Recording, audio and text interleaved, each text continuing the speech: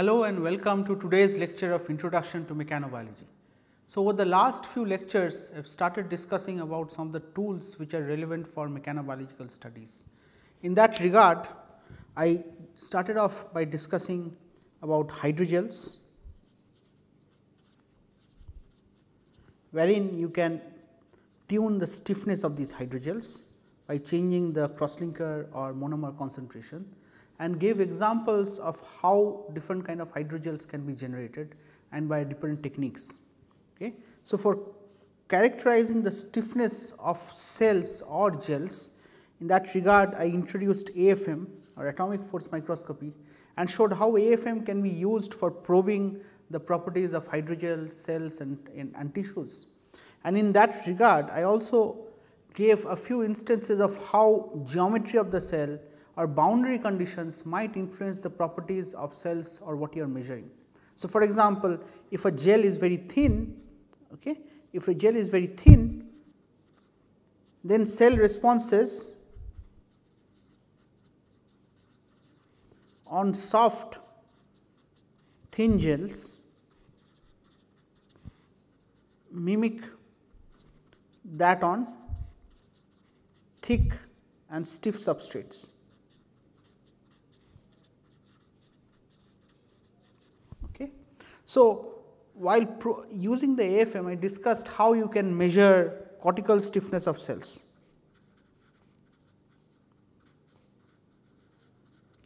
Okay.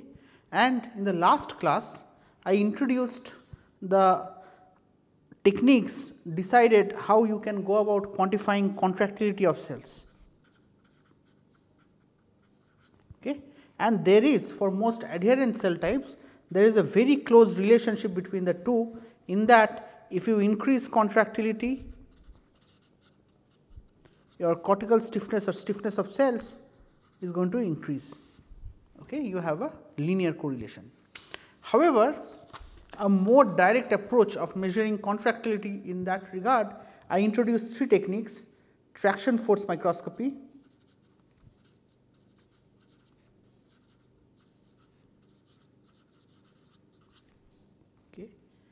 trypsin deaddition,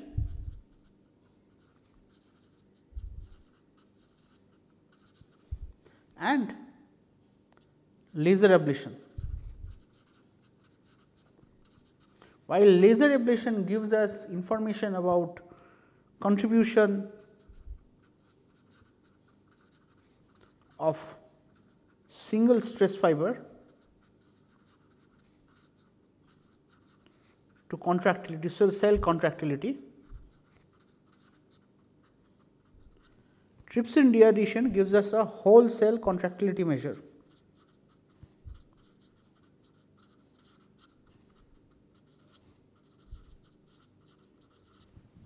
Okay. And traction force gives us forces, it measures forces exerted by cells. So, even in both these techniques you measure something called time constant of relaxation. Okay. So, this is an indirect measure of contractility, while traction force microscopy gives us forces exerted by cells at distinct focal additions. Okay. Now, if we talk about contractility, contractility is dictated by cytoskeletal organization.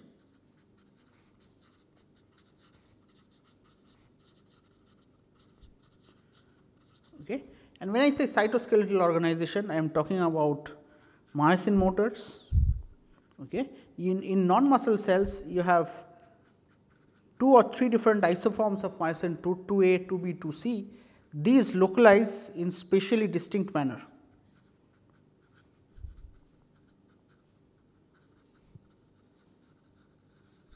Okay. Cytoskeletal organization is also dictated by actin binding proteins.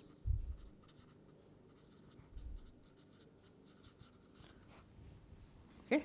By actin binding proteins, these would include cross-linking actin cross-linking proteins like filamin,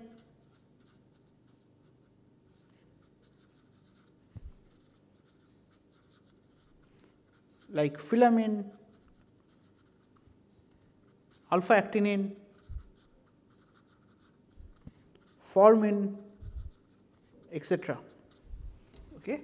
But these are all internal controls or internal molecules which will alter cytoskeletal organization.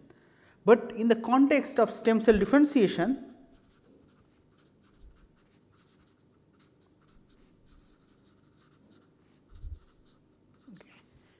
has said that cell shape is one of the important regulators. Okay. So, the question I want to raise today is how do you go about controlling cell shape? So, if you plate cells in culture, most of the times the cells will have shapes like this. So, this might be a standard shape of a fibroblast or this might be another cell. So, but this you cannot control. So, these kind of shapes cannot be controlled in culture. Okay. Instead, the shape is of course very dynamic in nature. So, how do you go about controlling cell shape in a controlled manner? Okay. And in that regard, I want to talk about this technique of lithography.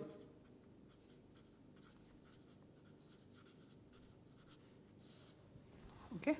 So, photolithography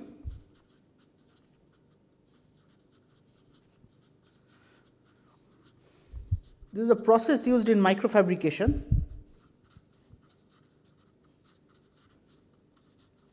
Okay, which are to selectively remove parts of a thin film or the bulk of a substrate.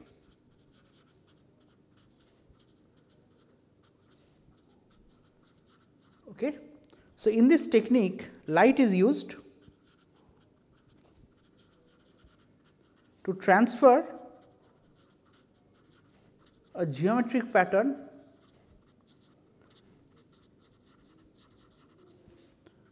from a photomask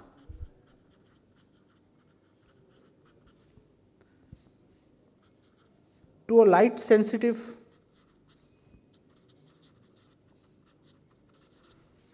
chemical. This chemical is called Photoresist. Okay. So, you then have a series of chemical treatments. So, then you have various chemical treatments,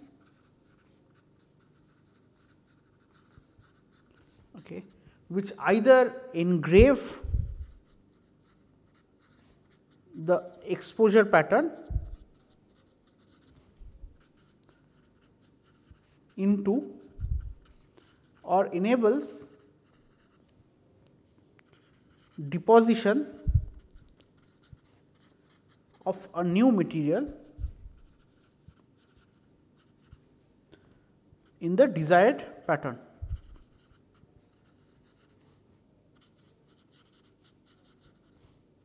Upon the material under the photoresist. Okay. So, how do you go about doing this? So, you use typically a clean room. So, your process workflow is you take a substrate, okay, this might be silicon or glass or any substrate, you coat it uniformly, okay, with your photoresist. So, this it is important to have a uniform coating, and to achieve this uniform coating you use something called a spin coater. Okay. The idea of a spin coater is very simple. If this is your substrate, okay, this is mounted on a motor which rotates, okay, you put a drop. So, this is your spin coater, okay, you put a drop of photoresist and you spin it at a given RPM, okay, depending on the omega, how fast you are spinning it, you might get a very thin layer, okay, when your omega is high, or a much thicker layer when omega is low. Okay. So, after you have done your photoresist, you do a step called soft bake, and then using this material you use something called a mask aligner, okay, and you shine light onto your material on substrate through a photomask. So, if this is your spin coated substrate, you have your mask aligner and here is your mask. Okay. So, the mask has selective zones, okay, through which light might be able to pass, and selective zones which blocks up the light. Okay. So, as a consequence, so if this is your photoresist, in this zone is getting exposed to the light, these two zones are getting exposed to the light, and these three zones are not getting any light exposure. Okay. So, after you do this, okay, after doing this, you go ahead and do the next step. After photomask, you do again a develop, you do what is called a develop, okay, where you put this in a developing solution, and then finally you do a hard bake, which is an optional step. Okay. So, in this context, there are two different types of photoresist which are possible. Okay. One is a positive photoresist and the other is a negative photoresist. Okay. So, if this is your substrate, okay, and imagine, okay, so you have, this is your entire photoresist, of which you have exposed this zone to light. This is light exposure. So, if this was a positive photoresist, if you develop the material, then eventually you will have the following thing on the substrate. Okay. So, this is an example of positive photoresist, okay, and example is Shipley 1813 is an example of positive photoresist. So, in this case, the polymer or the photoresist is more soluble after light exposure. Okay. In contrast, you can have the other situation.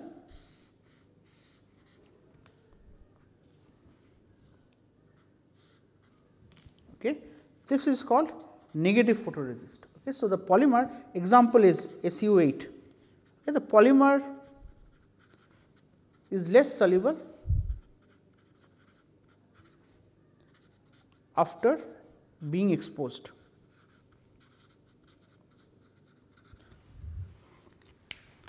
Okay. So, in order to have positive and negative photoresist, you also will have two different types of photomask. So, as I said that onto your substrate, okay, if this is my substrate and this is the uniform photoresist which is being exposed. So, this gets passed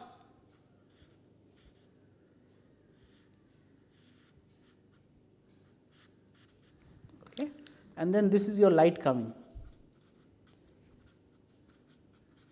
Okay. This object is called the photomask. Okay. So, this is an opaque plate with holes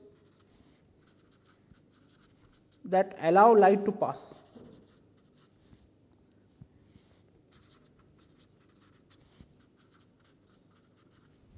Okay. So, for a positive photomask, so if you go back to the example earlier, if this is your positive photomask, then your eventual product at the end of it, okay, your light is going to pass through this. Okay.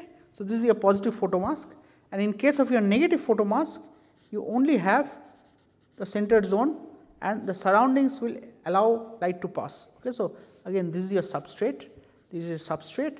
So, light will pass through here, but it will not pass through the middle, okay, it will get stuck here. In this case, it gets stuck in these two corners. Okay. So, you can have photomask of different material, example is chrome glass or even transparencies.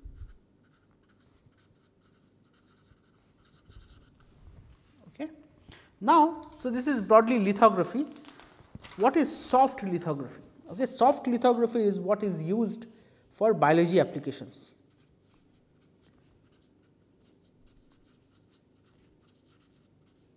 Okay.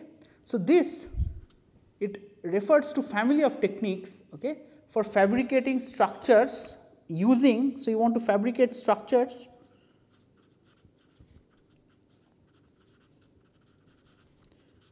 using elastomers. Okay. So, this technique is cheap and it is well suited for bio applications. Also applications in plastic electronics.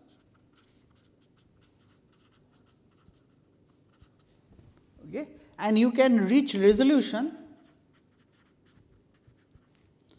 up to order 10 nanometers. Okay. So, for soft lithography, okay, the reagent that we use is PDMS.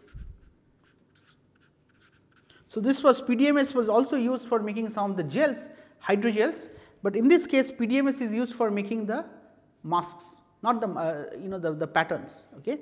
PDMS is full form is polydimethyl siloxane.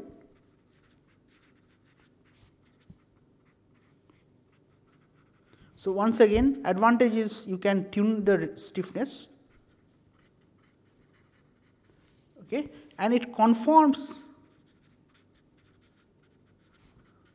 to surfaces over large areas. Okay. So, after you make something from PDMS, you can functionalize something to PDMS using plasma oxidization. Okay.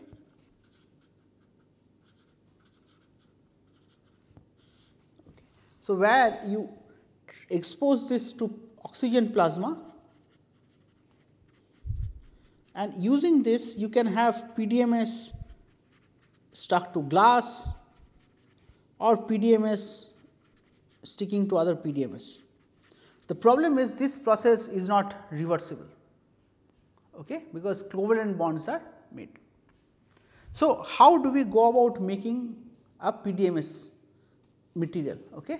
So, what you do, you begin with the same thing, you have using lithography, what you have achieved is you have transferred a given topography of your photoresist on the substrate.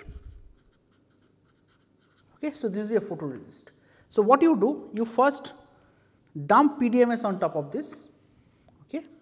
You dump PDMS. So, this is initially a viscous fluid, okay, initially a viscous fluid, and after you dump it, what you do is you cure it.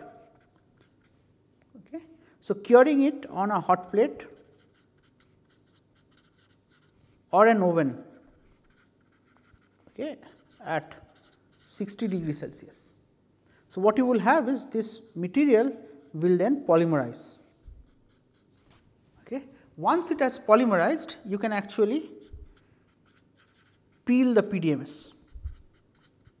So, what you are left with is something like, okay, this is what with your left with. Okay. Now, once you have done this, so of course, what you can tweak is these geometrical features. Okay. However, you would intuitively expect, for example, if I am making this kind of a pattern, okay, where these are very tall, these features you might have defects where these actually collapse onto each other. So, this is an example of a defect, okay, and this is called as pairing. In addition, on top of the substrate, let us say if this is your substrate, okay. So, after you have done the PDMS, what you want to do is on a new substrate, you want to invert your PDMS, okay, after coating it on a given with a given ligand. Okay. But in this case you might have the PDMS might sag. So, you might have this kind of a geometry, which is, so this is a sagging issue. Okay. So, using PDMS, people have optimized the composition of the PDMS that they use, and like this you can use this very well. You can use this for getting micro pillars. Okay. So, in other words, if I were to draw it in a 2D fashion, this is what you will have.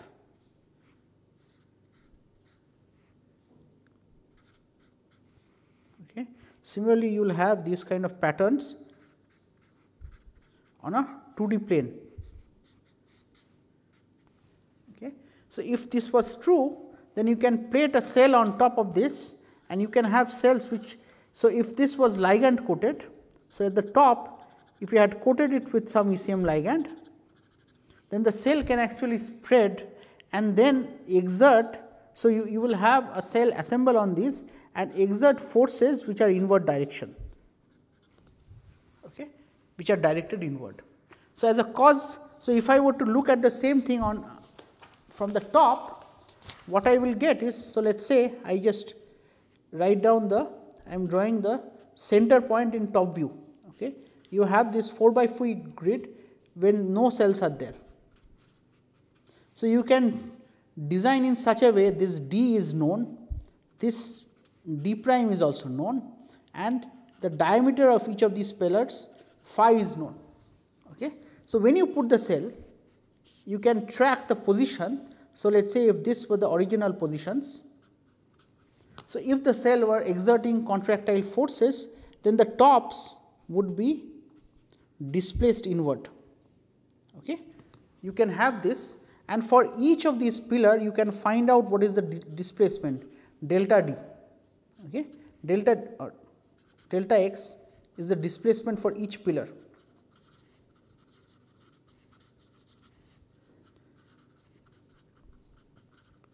Okay. So, because you know the pillar displacement and if you know the stiffness of this material, then you can exactly determine the force at each pillar.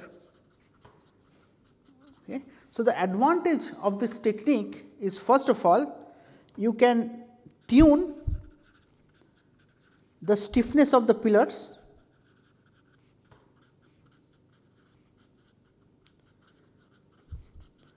by changing the pillar length.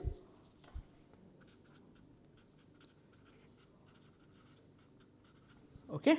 So, if the pillar is L and let us say its stiffness is K, if you have 2L, okay, if you have L prime where L prime is greater than L, then K prime is going to be less than K. So, if L prime is greater than L, simply because if you make the pillar tall and tall, it becomes more compliant. So, it is easy to deform it. Okay. So, this is one of the big advantages of using micro pillars, because you do not need linear elasticity theory to solve the inverse problem for finding out the forces exerted by cells. Okay. Here, once you know the displacement, you can exactly map out the force. Okay. So, this is one example where microfabrication has been used. The other example of controlling cell shape is using micro contact printing. Okay. So, in micro contact printing, what you do is, let us say this is your PDMS mold.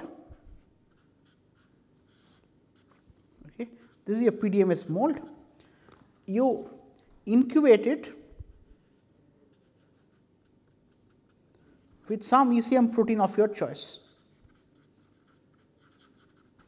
Okay. So, you incubate it with your ECM protein of choice, let it sit for some time, and then what you do, you take a substrate, let us say this is glass, you invert the PDMS. So, after doing this, you let it air dry. Okay.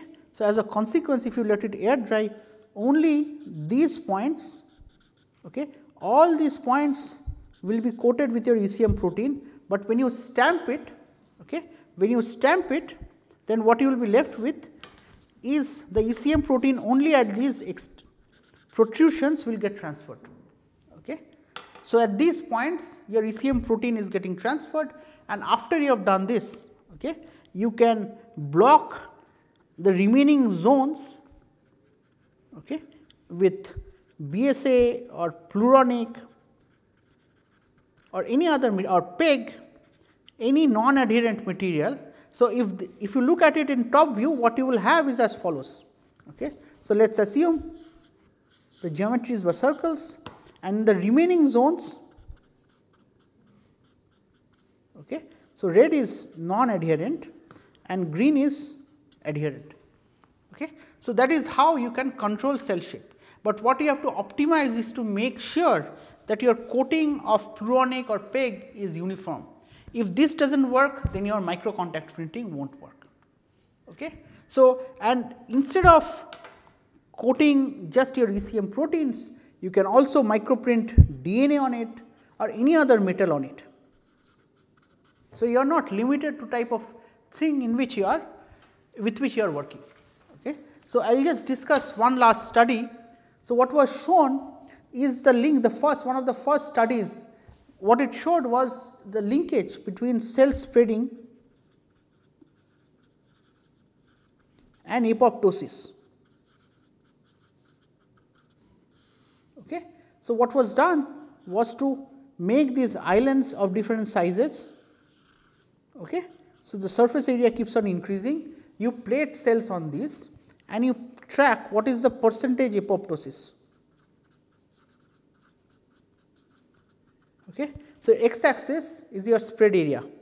Okay. So, this area A. So, what was found was the apoptosis was very high, okay, when your spread area was less, but it dropped off as soon as your area kept increasing. So, this suggested that you need an optimal amount of size, okay, for a cell to survive, and as there was a drop in apoptosis, if you plot the percentage proliferation, so you would see a corresponding increase in the proliferation rate. Okay. So, this was the first study to demonstrate the relationship between island size and island and apoptosis. Okay. And what it was also shown, so because increasing spreading area is associated with increase in focal adhesion area, so they generated different areas where you have one circular eye. In the other case, this same area you distribute across multiple points at equal spacing, so that summation of area is same as A, and in this case what is happening is the overall cell spread area. So, if a cell spreads like this cell spreading area is much greater than this area, and what it was found that it is the cell spreading area which regulates survival and proliferation. Okay. So, with that I stop my lecture here, and to summarize, I have discussed how you can make use of soft lithography or microfabrication for tuning, generating structures like micropillars for your traction force microscopy studies, or using micro contact printing to generate islands of different sizes and shapes and study cell behavior, be it spreading, survival, proliferation, differentiation, so on and so forth. Thank you for your attention.